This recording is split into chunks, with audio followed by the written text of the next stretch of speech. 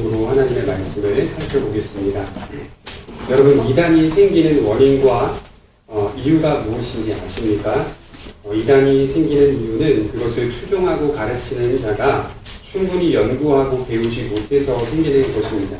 그래서 이단들이라고 하는 존재들은 항상 충분히 하나님의 말씀을 연구하고 배우지 못해서 생겨나는 결과이구나 라고 생각하시면 될 것 같습니다. 하나님의 말씀을 왜 충분히 연구하고 배우지 않는 것일까요? 그것은 자기 주장이 너무 강해서입니다. 자기의 생각과 자기의 고집이 너무 강해서 하나님의 말씀이 올바로 전달되어도 그 말씀을 있는 그대로 받아들이기보다는 자기 주장과 자기 고집, 소위 말해 자기 경험을 섞어서 그 말씀을 이해하고 해석하는 경향 때문인 것입니다. 한번 생각해 볼까요? 우리의 본성이 타락하고 부패하였다고 성경은 얘기하는데 부패한 본성이 고집을 가지고 있다고 하면 그 고집을 갖고 있는 것 자체도 선한 고집이 될 수 없는 것입니다.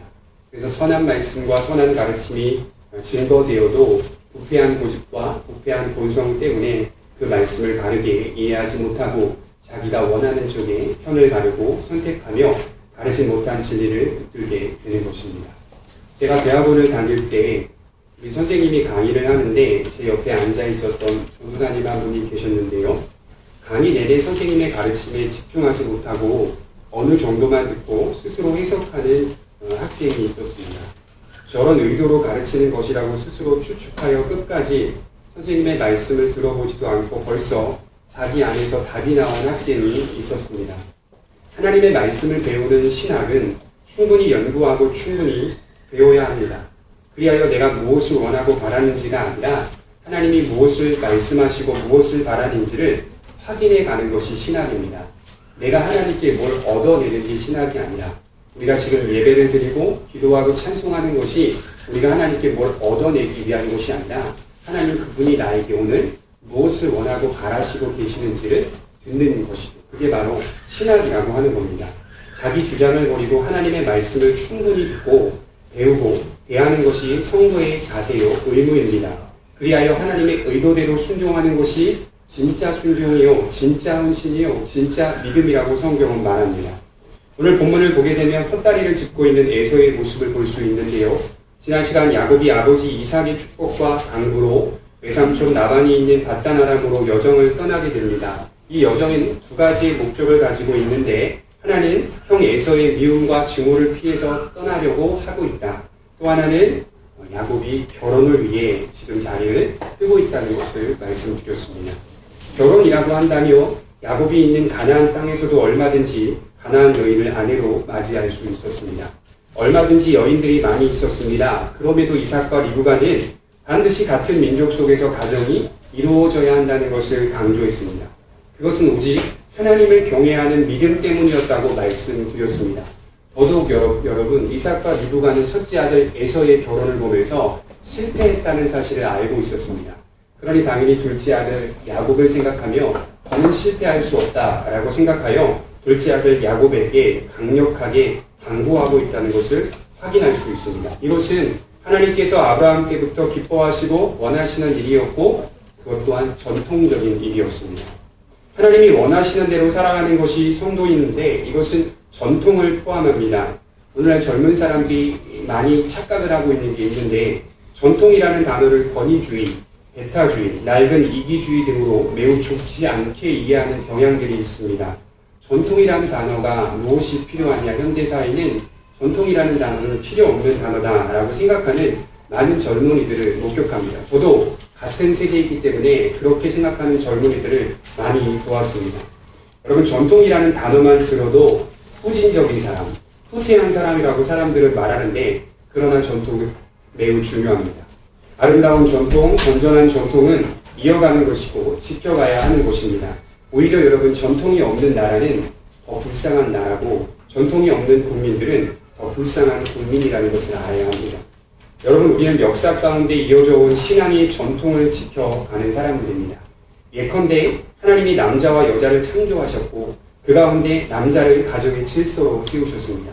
이것은 믿음의 진리 안에 있는 가르침이다, 전통이 된 것입니다.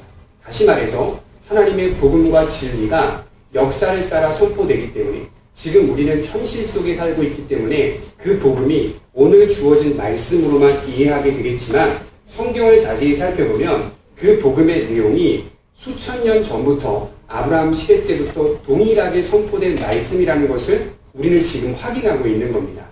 그 태도와 자세는 조금 다를지 몰라도 신앙의 본질이 아브라함이 믿었던 하나님이나 우리가 믿었던 하나님이나 동일한 하나님이라는 사실을 발견하게 되죠. 그러니 수천 년의 역사 속에서 진리가 전통의 흐름 속에서 지금까지 내려져 오고 있다는 것을 확인할 수 있는 것이죠. 선한 전통은 지켜가야 하는 것이죠. 전통이라는 단어의 뜻을 살펴보니까 역사적 생명을 가지고 내려오는 사상이나 관습, 행동 등의 양식 체계. 어렵죠. 핵심을 이루는 정신적 가치 체계. 사전에서 나오는 정의입니다. 간단히 풀어서 제가 설명하자면 좋은 전통은 역사적 생명을 가지고 흘러내려와 지금 현실을 살아가고 있는 현재의 성도들에게 그대로 묻어날 수 있는 내용이다. 이렇게 얘기해요. 그대로 우리가 지켜가고 그대로 실천해가며 그대로 믿어가고 붙잡아가야 하는 내용이다 라고 말하는 것이죠. 쉽게 설명드리면 우리나라의 결혼 문화가 유교적 전통 속에서 내려오게 되었습니다. 이 유교적 전통이 나쁜 것은 아니었습니다. 처음 이 전통이 결혼 문화가 우리나라에 들어왔을 때에는 아주 소박하면서도 진실로 이웃들이 축하하는 문화가 정착되었습니다. 그러나 이 문화가 자본주의 사회와 만나면서 굉장히 왜곡되고 변질되게 되어서 이제는 결혼이라는 문화가 자본을 나타낸다거나 자신의 세상적 지위와 위치를 나타내는 문화 또는 로비를 하는 문화로 바뀌게 되기 시작했죠. 그럼에도 불구하고 우리가 지금 붙잡고 지켜가는 전통이 무엇입니까? 오래전 선진들이 바르게 결혼 문화를 정착했던 그 문화가 아니라 왜곡되고 변질된 그 문화를 우리가 전통으로 받아들이고 지켜가는 거 아니겠어요? 그렇잖아요. 잘못된 전통을 지켜가는 겁니다. 미국 사람들이나 특별히 이제 기독교의 사상과 영향을 받은 미국, 영국, 독일의 결혼 문화를 보게 되면 아주 소박하게 예배를 드리고 아주 소박하게 결혼식을 진행하죠. 사실 저는 그거 맞다고 생각해요. 그렇게 결혼하는 게 아니거든요. 장례 문화도 이런 식으로 하는 건 아니거든요. 분명히 아니에요, 이거는. 그럼에도 불구하고 지금 우리나라 문화가 전통을 지켜가고 있는 모습을 보면 굉장히 왜곡되어 있다는 것을 받아들이게 됩니다. 이것을 보면서 우리가 확인할 수 있는 것은 죄악된 본성을 가진 인간들은 왜곡된 것을 좋아한다. 왜곡되고 변질된 것을 좋아하고 그게 지키기가 훨씬 쉬운 것입니다. 그걸 전통으로 받아들이고 있는 것이죠. 다시 더 나아가서 하나님이 남자를 가정의 질서로 세우셨는데 이것도 가정을 이룬 많은 사람들이 이제는 가정의 순서와 위치가 바뀌어서 남자가 가정의 질서가 아닌 여자가 가정의 질서로 되어버리는 현실 속에 나아가고 있는 것입니다. 이것은 남자가 여자보다 높다라는 의미가 아닙니다. 결코 그건 아닙니다. 높은 의미라기보다 남자의 역할과 여자의 역할이 분명히 다르다는 사실을 성경이 가르치고 있습니다. 이것은 전통으로 우리가 지켜가야 하는 것이죠. 여러분, 저는 아내를 사랑하고 아내의 의견을 존중합니다. 집안의 여러 결정들을 아내는 저와 상의 없이 많은 일들을 꾸며가고 계획하고 선택해 갑니다. 저는 그거 다 받아들입니다. 그 부분에 다 존중합니다. 그러나 저희 아내가 하지 말아야 될 선이 있습니다. 그래서 그 부분에만큼은 저희를 상의합니다. 큰 문제와 큰 고민과 큰 갈등이 있을 때에는 본인이 스스로 결정하지 않고 반드시 저와 상의한 후 저희 의견을 물어보고 함께 기도하며 저의 결정을 따라 움직이게 됩니다. 그것이 마땅하다고 생각하는 저희 아내의 생각입니다. 여러분, 그렇게 되면 자녀들이 부모의 권위를 세우게 되고 가정이 건강한 가정으로 세워져 가게 되는 것이죠. 남편이 아내를 사랑하고 아내가 남편을 사랑한다는 이 식상한 의미가 아니라 그 안에서 진정으로 하나님이 세우신 질서에 따라 가정을 인도해 가고 운영해 간다면 그 가정은 건강하고 바람직한 가정으로 세워져 갈 수 있는 것입니다. 또한 믿음의 자녀들은 부모를 하나님의 대리자로 이해합니다. 여러분, 세상에 많은 자녀들이 있는데요. 세상의 자녀들이 부모를 하나님의 대리자로 이해합니까? 아니죠. 부모를 그냥 부모로 이해하죠. 그러나 믿는 자녀들은 부모를 하나님의 대리자로 이해합니다. 그렇기 때문에 부모의 말씀에, 부모의 명령에 따라 순종해야 할 의무와 책임이 있다는 사실을 우리는 성경을 통해 배웁니다. 더 나아가 부모는 자녀를 노엽게 하지 말아야 합니다. 이런 것들은 하나님께서 말씀하신 가르침이자 믿음의 좋은 전통입니다. 동성애를 찬성하는 어떤 좋지 않은 교단의 목회자나 동성애가 성경에서 지지하고 있는 내용이다라고 말하며 이야기하는 것을 제가 들었던 적이 있습니다. 그러면서 성경을 비판하고 반박하고 비난하는데 성경은 항상 남성을 여자의 머리로 세워서 여자를 천대하고 여자를 갈시하고 여자를 멸시하는 내용으로 가득 찬 책이다. 이렇게 말하는 목회자를 제가 본 적이 있습니다. 그러나 여러분 분명히 아셔야 될 것은 성경은 단 한 번도 여자를 천대한 적 없습니다. 여자를 멸시한 적 없습니다. 오히려 성경의 모든 요절들은 구약 성경에 나타난 곳곳에 나타난 요절들은 이런 식의 표현들이 많이 있습니다. 잠언 23장 25절에 내 부모를 즐겁게 하며 너를 낳은 어미를 기쁘게 하라. 내 아들아 어미의 교훈을 들으라. 이런 표현들이 반복적으로 종종 발견됩니다. 이것은 단순히 아버지만이 가정에 책임이 있고 권위 있는 존재가 아니라 어머니 또한 매우 막중하고 소중한 존재로서 가정을 책임지고 있는 권위 있는 존재라는 사실을 성경이 이야기하고 있는 것입니다. 남자와 여성, 여성과 남성 이런 차원이 아니라 하나님께서 창조하실 때의 남자와 여자의 역할을 분명하게 구분을 지어 주셨다는 거죠.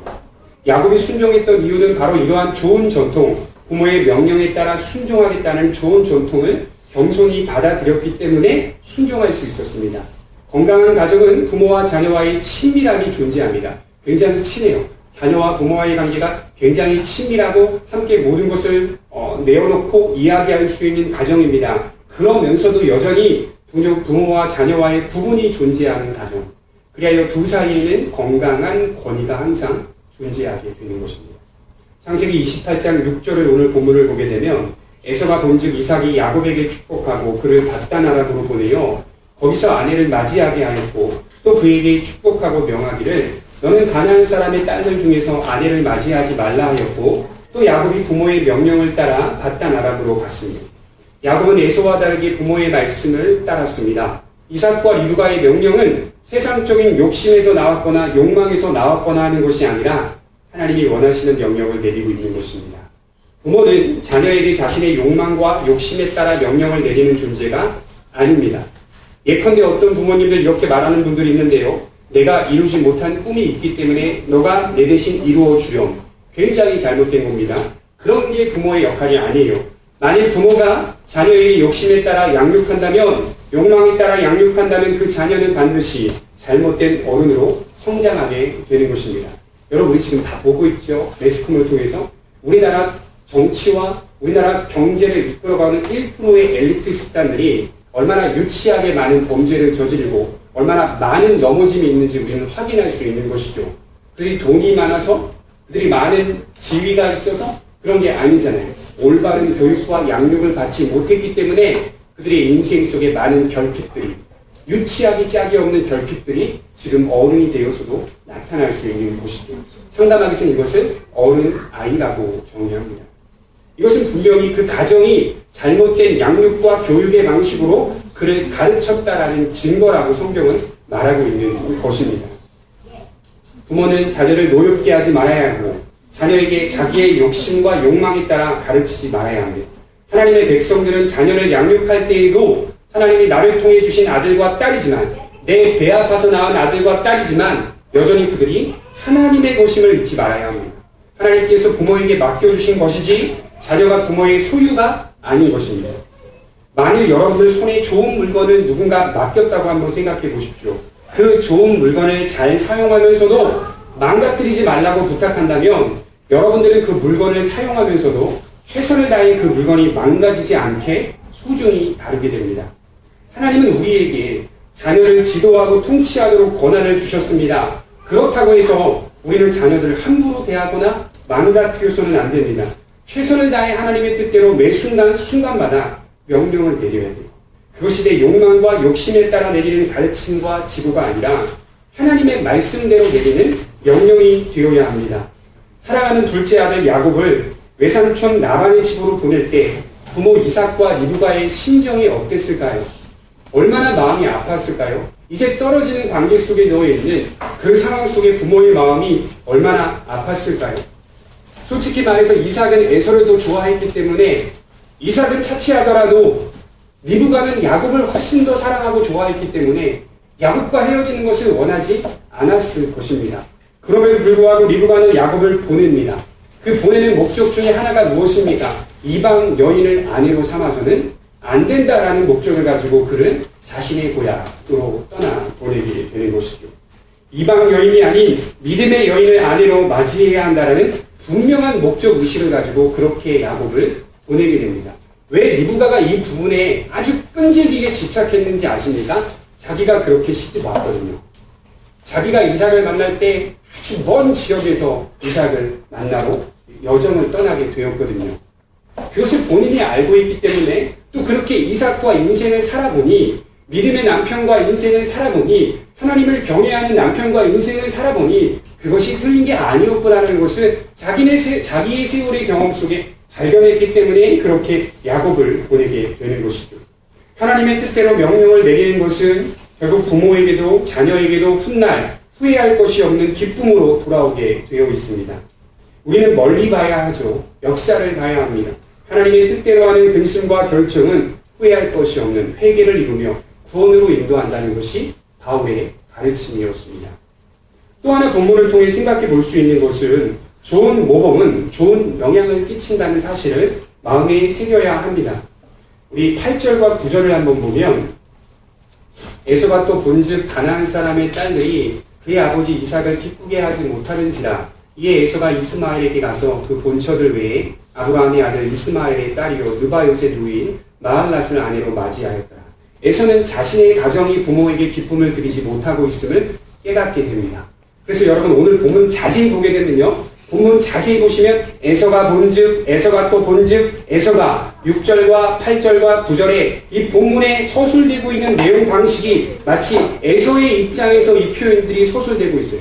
에서가 본즉, 에서가 또 본즉, 에서가 이런 것이 단어가 반복되는 것을 볼 때 에서가 동생 야곱과 자신을 주도적으로 대조하고 비교하고 있음을 알 수 있습니다. 에서는 비록 자기가 형이었지만 동생인 야곱이 자기보다 더 나은 사람이라고 생각하기 시작했다는 거예요. 동생이 더 낫구나 이걸 깨닫기 시작했다는 거예요. 그리하여 그는 아브라함의 친족의 딸과 다시 한번 장가를 들고 있습니다.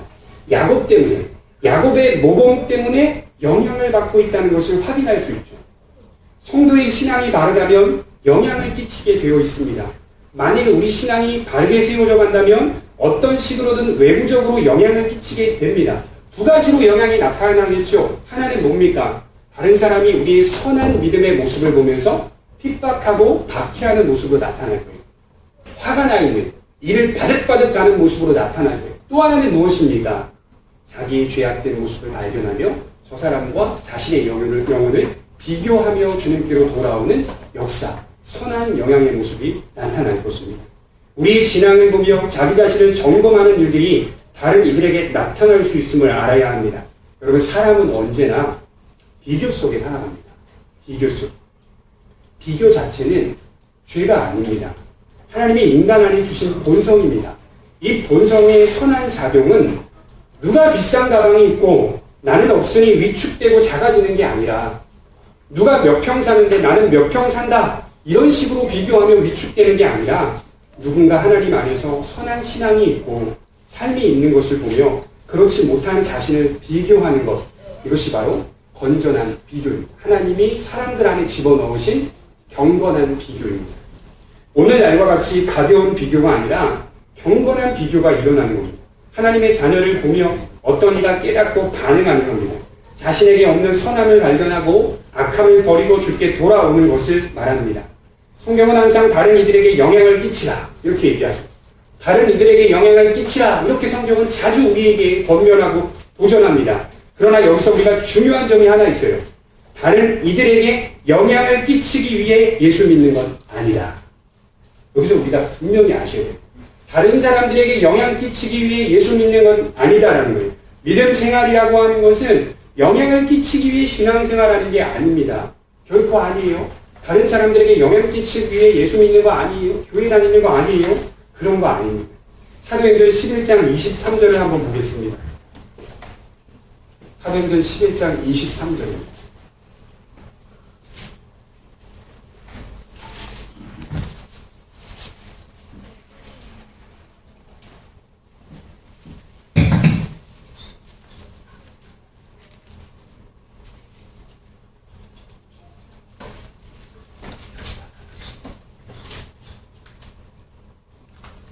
사도행전 11장 23절입니다. 안디옥 교회에서 일어난 일입니다. 23절 읽어드리겠습니다. 그가 이르러 하나님의 은혜를 보고 기뻐하여 모든 사람에게 굳건한 마음으로 주와 함께 머물러 있으라 권하니 바나바는 착한 사람이요 성령과 믿음이 충만한 사람이라. 이에 큰 무리가 주께 더하여 지더라. 우리 항상 이 말씀을 착하다라고 하는 단어에 집중하는 것 같은데요. 착하다라고 하는 단어에 집중하면 안 되는 거예요. 순서적으로는 성령과 믿음이 충만하다라고 하는 단어에 집중하는 것이 먼저입니다. 바나바를 소개하는 이 내용 가운데 바나바로 하여금 큰 무리가 주님께 더하여졌다라고 기록하는데 이 말은 바나바가 착했기 때문이 아닙니다. 잘 보시면 바나바를 소개하는 모든 내용이 먼저는 하나님의 은혜, 성령과 믿음이 충만한 사람이라는 것을 밝히고 있습니다. 이것이 무엇으로 이어질까요? 착함이라는 단어로 이어지는 겁니다. 그러니까 우리가 영향을 끼치기 위해 믿지 말라. 제가 이렇게 강조하는 이유는 우리가 믿는 목적은 다른 이에게 영향을 끼치기 위해서가 아니라 나에게 영향을 끼치기 위해서 믿는 거예요. 나에게. 하나님과 나와의 관계에 영향을 끼치기 위해서 믿는 거예요. 성령과 믿음이 충만하고 하나님의 은혜를 보고 기뻐한다는 건 결국 하나님을 닮아가게끔 만들어가는 착함으로 이어지는 자연스러움의 열매라고 말을 하는 겁니다. 여기 착함이라는 번역이요. 굿맨 이렇게 영어로 적혀 있는데요. 헬라어로는 좀 달라요. 아가토스라고 적혀 있는 이 단어는요. 훌륭하다라는 뜻입니다. 착하다라는 뜻이 아니라 훌륭했다라는 뜻이에요. 그럼 조금 의미가 깊어지지 않겠어요? 우리가 생각하는 착함이 뭡니까? 겨우 우리가 생각하는 착하다라는 정의는 좀 잘 참고, 좀 정직하고, 그리고 또 말도 조심하고, 그리고 좀 잘 기다릴 줄 알고, 이런 도덕적이고 윤리적인 차원에서 착함을 이해하는 게 제한된 우리의 이성인데요. 성경은 그렇게 기록하지 않았어요. 아가토스, 성숙하고 훌륭한 상태, 이런 뜻입니다. 바나바가 훌륭한 사람이었기 때문에 다른 이들이 주님께로 돌아오는데 큰 영향을 끼치게 되었다. 때로는 여러분들이 화도 낼 수 있어요. 욕도 할 수 있죠. 비난할 수 있고 비판할 수 있고 승질 막 부릴 수 있어요. 그러나 그 승질이 어떤 동기에서 나오고 어떤 목적을 지향하고 있는가. 내가 돈을 많이 벌기 위해 막 승질을 내는 것과는 내가 진리를 지키기 위해 승질을 내는 것과는 가치가 다른 거죠. 정직하기 위해 화내고 정직하기 위해 잘 참는 것과 돈을 많이 벌기 위해 잘 참는 것과는 다른 거예요. 참 말 잘하는 사람 세상에 많더라고요. 보험사 직원, 상담사 직원, 또 무슨 증권회사 직원, 돈과 관련된 사람들은 다 말을 잘한다. 명심하셔야 돼요. 굉장히 말을 잘해요. 그게 옳은 건 아니라고. 바나바는 훌륭한 사람이었습니다. 성숙한 사람이었습니다. 이 성숙함이 복음 안에서 충만함 속에 거하고 있었기 때문에 굳건한 마음이 주님과 함께 항상 머물러져 있었기 때문에 다른 이들이 무엇을 느꼈는가? 다르다. 그리스도를 따라 믿음 안에 서 있는 사람은 다르다라는 것을 확인할 수 있게 되는 것입니다. 먼저 우리가 놓쳐서는 안 되는 것이 있는데 세상 속에 더 멋지고 위대한 모습을 보이자로 접근해서는 안 됩니다. 먼저 우리는 성령과 믿음으로 충만한 사람이 되어야 합니다. 이 목적이 자연스럽게 그분을 닮아가게 만드는 그런 결과로 이어지는 것입니다. 하나님의 은혜를 바라보며 서 있는 내 자신이 먼저다. 신앙생활은 내 자신이 먼저다. 하나님과 나와의 관계가 먼저다라고 성경은 정의합니다. 무엇을 발견할 수 있을까요? 제가 느끼기에는 그런 것 같아요. 믿음 생활이라는 것은, 매일 발견한다는 것은 하나님이 나 같은 자를 얼마나 사랑하시는지를 아는 게 먼저 있는 것입니다. 매일 우리 현실 속에서 하나님이 나를 얼마나 많이 사랑하고 계시는지를 세월의 흐름 속에, 아까 제가 전통이라는 단어가 역사적 생명으로 흘러내려오는 사상과 풍습과 가치의 행동 양식과 이런 거거든요. 그런 거 하나님이 우리를 얼마나 사랑하시고 얼마나 우리를 붙들어 가시고 포기하지 않는지를 매일 우리 신앙생활 속의 현실 가운데 느껴가는 것이죠. 그걸 먼저 발견하고 그 은혜로 충만해지는 게 성도의 모습 아니겠습니까? 더 착해지고 더 착해져서 세상 누구보다도 착해지자, 이런 식으로 접근하면 안 돼요. 착해질 수 없는 나 같은 자를 하나님이 얼마나 사랑하시는지, 놓지 않고 변화시켜 가시는지를 하나님의 은혜로 충만해 가는 겁니다. 그렇게 자연스럽게 우리의 착함은 흘러가는 거죠. 항상 먼저 누군가에게 영향을 끼치기 위한 목적으로 서지 마십시오. 우리 자신이 진실하게 하나님만 사랑하고 바라보며 순종할 때에 진정한 영향력이 흘러가게 되는 것입니다. 에베소서 3장 16절에 그의 영광의 풍성함을 따라 그의 성령으로 말미암아 너희 속사람을 능력으로 강건하게 하시기를 원하오며, 하나님이 원하시는 게 뭘까요? 우리의 속사람을 강건하게 하시기를 원하오며, 우리 속사람에 관심이 많으시죠. 너가 얼마나 큰 착한 일을 하느냐, 이게 관심이 있는 게 아니라 하나님이 얼마나 우리의 속사람을 사랑하시고 우리의 속사람을 빚어가시기 원하는지, 얼마나 우리가 하나님을 닮아가기를 원하고 바라는지, 그것에 하나님이 관심을 갖고 있는 것입니다. 나도 누군가에게 선한 영향을 끼치는 신앙인이 되고 싶다면 저는 이렇게 말하고 싶어요. 먼저 하나님을 사랑하십시오. 하려고 하지 말고, 착한 일 더 많이 하려고 이런 거 하지 말고 먼저 하나님을 사랑하고 나 같은 죄인을 하나님이 얼마나 사랑하시는지를 발견하세요. 발견하시면 자연스럽게 그분의 뜻대로, 그분을 사랑하는 마음대로 닮아가게 되어 있는 거죠.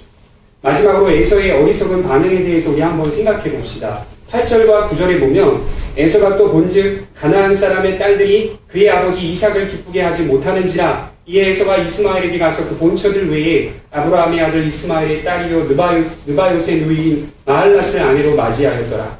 여러분, 에서는 지금 때늦은 후회를 하고 있습니다. 야곱과 같이 아브라함의 친족 가운데 있었던 이스마엘의 딸과 새로운 혼인을 합니다. 야곱에게 선한 영향을 받았기 때문에 자신을 돌아본 거예요. 그렇지 않겠어요? 야곱이 모범적인 신앙을 보여주지 않았다면 자기 자신을 돌아보는 일들도 없었을 것입니다. 자신을 돌아본 것은 다행이었지만 이어 나타난 에서의 반응은 문제를 더 악화시키는 쪽으로 나타나고 있습니다. 개선했던 거 아니라 더 문제를 악화시키고 있습니다. 차라리 여러분, 에서가 후회하고 자신을 돌아봤다면 하나님 앞에서 회개한 후에 어떻게 해야 되죠? 새장가 되는 게 아니다. 자기가 회개하고 하나님 앞에 자기를 돌아봤다면 새장가 되는 게 아니라 지금 살고 있는 가나안 여인을 믿음의 사람으로 변화시켜 가야 하는 게 맞습니다. 에서는 아버지를 기쁘게 하지 못했다는 관점이 있습니다. 자기가 축복을 받지 못했다는 원인이 이방 여인과 혼인하여 아버지를 기쁘게 하지 못했기 때문이라고 생각합니다. 정말 그럴까요? 아버지를 기쁘게 하지 못해서 내가 축복을 받지 못했던 걸까요? 아버지를 기쁘게 하지 못해서 내가 장자의 권한을 받지 못했던 걸까요? 곰곰이 생각해 보세요. 성경은 그거보다 더 나아가라 이렇게 얘기하는 거죠. 사실 조금만 더 깊이 생각해 보면 부모를 기쁘게 하지 못해서가 아니었습니다. 에서의 관점은 늘 사람이었다고요. 사람. 그의 관점은, 그가 집중하고 싶은 대상은 항상 무엇이었다고요? 사람이었어요. 사람. 드라마를 보면 항상 나오는 각본이 있죠. 대기업 회장님이 있고 두 아들을 두었는데 항상 첫째 아들은 회장님은 좋아하지 않고 둘째 아들은 좋아한다. 근데 이상하게 둘째 아들은 아버지에게 별로 관심이 없어요. 자기의 인생을 살아요. 그럼에도 불구하고 아버지의 마음을 기쁘게 해드리는 삶을 살아요. 첫째 아들은 온갖 수단과 방법을 다 동원하여 아버지를 기쁘게 해드리는 그 원인과 이유를 만족시켜주고 챙겨드립니다. 그럼에도 불구하고 아버지는 항상 첫째 아들에게 관심이 없어요. 야근도 하고 항상 회사에 붙어 있습니다. 둘째 아들은 회사에 아주 붙어 있는 건 아니지만 그럼에도 불구하고 자기의 역량에 따라 아주 충실하고 건강하고 정직하게 인생을 살아갑니다. 결국 유산이 어디로 갑니까? 둘째 아들에게 가는 게 우리가 늘 보았던 드라마의 각본 아니겠어요? 헛다리 짚고 있는 에서의 모습과 같습니다. 에서는 항상 사람의 관점을 두고 있었어요. 야곱의 모범을 보면서 자신과 하나님과의 관계를 생각하지 않았습니다. 부모를 기쁘게 하지 못한 것이 아니라 하나님을 기쁘게 하지 못한 것이었습니다. 이런 에서의 어리석은 관점은 결국 어리석은 행동으로 이어지게 됩니다. 여러분, 항상 아셔야 될 것은 어리석은 관점은 어리석은 행동으로 나타나는 거거든요. 올바른 관점은 올바른 행동으로 나타나요. 물론 실수할 수 있지만 그럼에도 올바른 관점을 붙잡고 있는 사람은 올바른 행동으로 나타나게 되어 있어요. 마음에 품은 것으로 행동하게 되어 있어요. 물론 넘어질 수 있어요. 그렇지만 마음에 품은 것으로 나타나게 되어 있어요. 인간적인 관점은 인간적인 해결책을 대안으로 삼는다.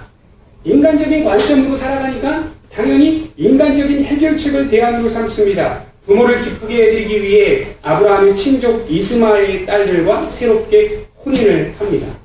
여러분, 문제를 더 키우죠. 아내를 더 하나 두면요, 문제가 더 커지는 거예요. 문제가 훨씬 커지는 거예요. 그 이슬람 지역에서 사역을 하는 선교사님들이 가끔씩 대학원에 와서 이제 책 풀 때 설교를 인도하고 이제 선교 보고를 하고 이런 강의를 하시는데, 들어보니까 이슬람교는 이제 아내들을 많이 둘 수가 있더라고요. 종교법으로 5명까지인 것 같더라고요. 5, 6명 되는 것 같은데, 그렇게 아내를 두는데요, 그런다고 해서요 그 아내들이 화목하게 지내느냐? 가끔 어떤 그 BBC 방송인가요? 외국 방송에 보면 이슬람 아내들이 참 5명과 6명이지만 한 남편을 두지만 서로 화목하고 서로 잘 인내하고 배려하며 사랑하면서 가정을 꾸린다. 뭐 이런 아주 좋은 방송들이 나오는데요. 그거는 정말 빙산의 일각이고요. 선교사님들이 봤던 이슬람의 가정의 모습들은요, 그 아내들이 정말 많이 싸운대요. 남편의 혼자 그 사랑을 독차지하기 위해 정말 죽일 듯이 싸운대요. 이를 갈면서 싸운대요. 그래서 어떤 공작을 들여서요, 어떤 한 아내가 죽어나가도 모르는 그런 상황의 지경까지 이르는 것을 많이 보았다. 이렇게 제가 들었습니다. 지금 에서의 이런 행동은요, 이를 더 많이 키우는 거예요. 더 악화시키는 거라고요. 하나님과 자신을 비교하고 하나님과 자신을 점검했다면 에서는 지금 다시 세상과 되는 게 아니라 가나안 여인을 믿음의 아내로 바꾸었어야 되는 것이 맞습니다. 문제를 더 키우고 있습니다. 에서는 부모를 향한 시선을 버리고 자신의 영혼과 하나님을 향한 시선으로 돌려야 했습니다. 우리 히브리서 12장 17절을 한번 찾아보겠습니다. 히브리서 12장 17절입니다.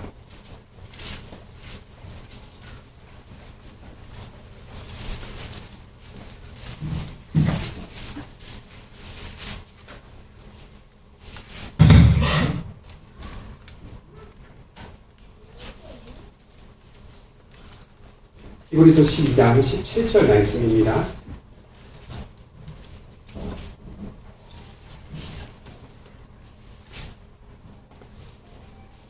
히브리서 12장 17절 에서를 이렇게 소개하고 있습니다.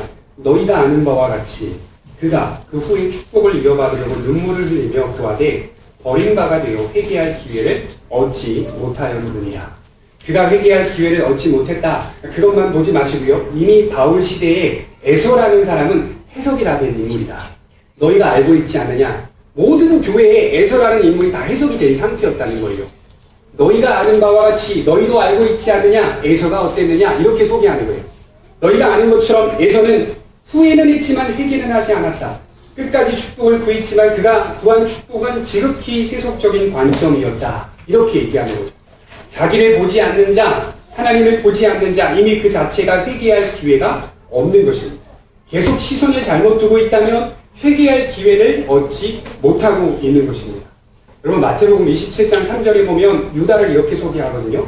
그때 예수를 판 유다가 그의 정죄됨을 보고 스스로 뉘우쳐서 그 은삼십을 대제사장들과 장로들에게 도로 갖다 주며 이르되 내가 무지한 피를 팔고 죄를 범하였도다 하니 그들의 이르되 그것이 우리에게 무슨 상관이 있느냐? 내가 당하라 하거늘 유다가 은을 성소에 던져놓고 물러가서 스스로 목매어 죽은지라. 가룟 유다가 뉘우치지 않았을까요?